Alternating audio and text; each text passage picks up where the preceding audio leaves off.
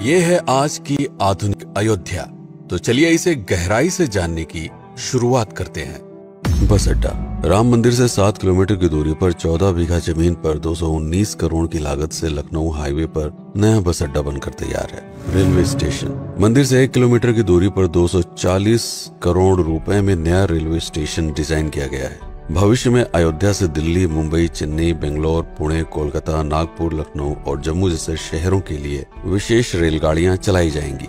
हवाई अड्डा। 1450 करोड़ रुपए में लगभग 1300 बीघे में फैला हुआ प्रयागराज हाईवे पर नाके के पास बनाया गया है नया एयरपोर्ट। यहाँ से राम मंदिर की दूरी सिर्फ 12 किलोमीटर है। भविष्य में कई बड़े महानगरों के लिए सीधे उड़ानें उपलब्ध होंगी। घाघरा जलमार्ग। अगर आपके पास अपनी खुद की मोटर बोट है तो छपरा से घाघरा यानी सरयू नदी की सैर करते हुए लगभग 300 किलोमीटर नदी में चलकर भी अयोध्या पहुंच सकते हैं। भविष्य में इस रूट के लिए भी मोटर बोट चलाए जाने का प्रस्ताव है। राम मंदिर। अयोध्या के राम मंदिर की कुल कीमत है 1800 करोड़।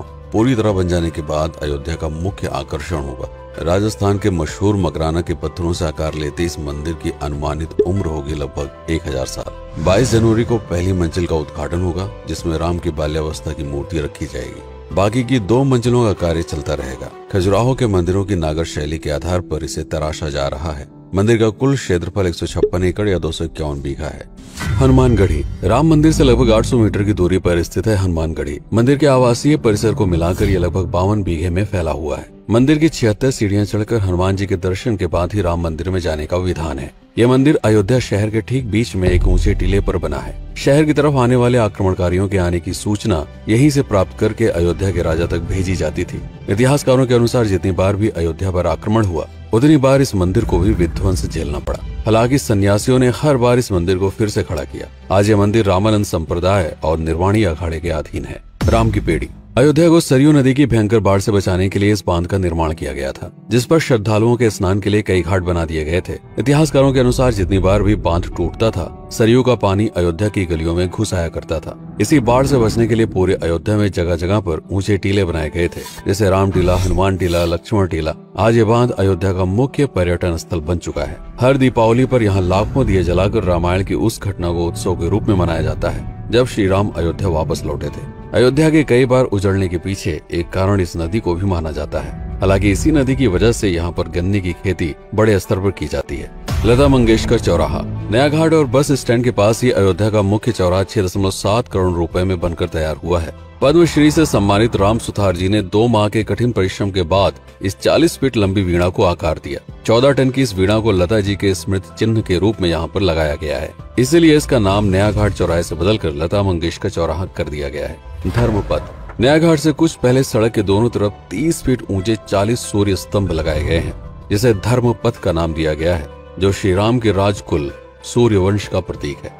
दशरथ समाधि स्थल। नए बस अड्डे के बगल से एक पतली रोड कछार से आगे बढ़ते हुए लगभग 12 किलोमीटर दूर ले आती है दशरथ समाधि स्थल, जो बिलहर घाट पर मौजूद है, जिसके बारे में मान्यता है कि यहाँ पर राजा दशरथ का दाह संस्कार हुआ था। राम मंदिर के साथ ही इस जगह को भी पर्यटन स्थल के रूप में विकसित किए जाने की योजना पर कार्य चल रहा है। भरत कुंड। अयोध्या से 15 किलोमीटर दूर है नंदीग्राम। यहाँ मौजूद तालाब को भरत कुंड कहते हैं। मान्यता है कि इसी जगह से भरत ने पूरे अयोध्या का राज कार्य संचालित किया था। पर्यटकों के लिए इस स्थान को भी विकसित किया जाएगा। गुप्तार घाट। राम की बेड़ी से सरयू नदी के किनारे चलते हुए 10 किलोमीटर दूर स्थित है गुप्तार घाट। ये कैंट एरिया में पड़ता है। इस जगह को श्री राम के जल समाधि के रूप में महत्व दिया जाता है। इसके अलावा अयोध्या नगर में हर गली में कई विशेष मंदिर हैं, जिनकी अपनी मान्यताएं हैं, कथाएं हैं, विशेषताएं हैं। पूरी तरह से विकसित हो जाने के बाद नई अयोध्या को पूरी तरह से जानने के लिए, इसका आनंद लेने के लिए कम से कम 3 दिनों तक यहाँ रुकने की आवश्यकता है। देश विदेश से ज्यादातर पर्यटक भारत आते हैं उत्तर प्रदेश में आगरे का ताजमहल देखने और प्राचीन नगर काशी और सारनाथ घूमने। प्रश्न ये है कि अयोध्या घूमने और श्री राम का मंदिर देखने के लिए भला विदेशी क्यों आएंगे?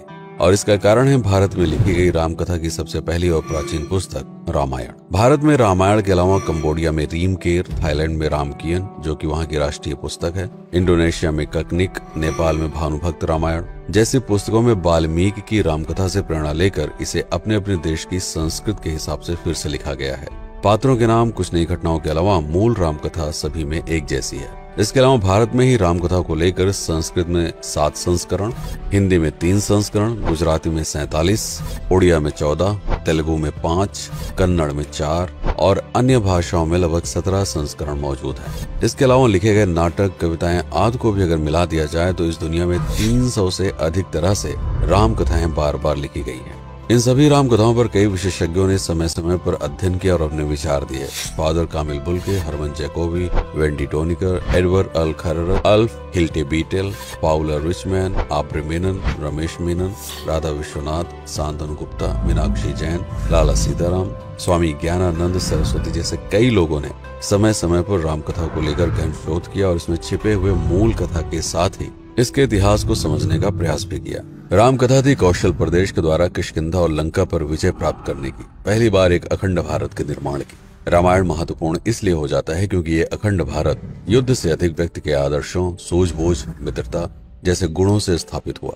रामायण एक ऐसा डॉक्यूमेंट है जो ये समझाता है कि भारत पहली बार एक कैसे हुआ। इसलिए ये गाथा न तो कभी भुलाई जा सकती है और न ही कभी मिटाई जा सकती है। और आज की अयोध्या उसे अखंड भारत का एक प्रतीक है, अपनी संपन्नता के कारण जिसने समय समय पर बाहरी आक्रमणकारियों का भी सामना किया। अयोध्या की इसी संपन्नता ने यहाँ पर मुगलों को भी आकर्षित किया। महात्मा बुद्ध भी यहाँ पर रुके, सिखों के गुरु साहब भी आए और जैन धर्म के तीर्थंकर भी। सिर्फ आए ही नहीं बल्कि उनके अनुयायी यहीं पर बसते चले गए।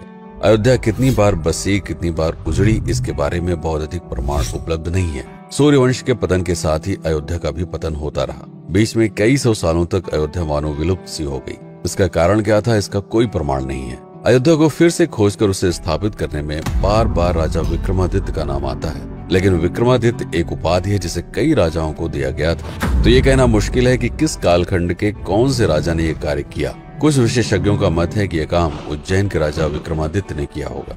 नंदवंश, मौर्य वंश, शुंग वंश, गुप्त वंश आदि के साम्राज्य में भी अयोध्या का वर्णन प्राप्त होता है। सबसे बड़ा विध्वंस हुआ 1527 के आसपास बाबर के कार्यकाल में, जब राम मंदिर को ध्वस्त कर बाबरी मस्जिद स्थापित की गई। सन 1722 में बंगाल के नवाब अलीवर्दी खान ने व्यापार के नजरिए से राम मंदिर से कुछ किलोमीटर की दूरी पर एक नया शहर बसाने की शुरुआत की।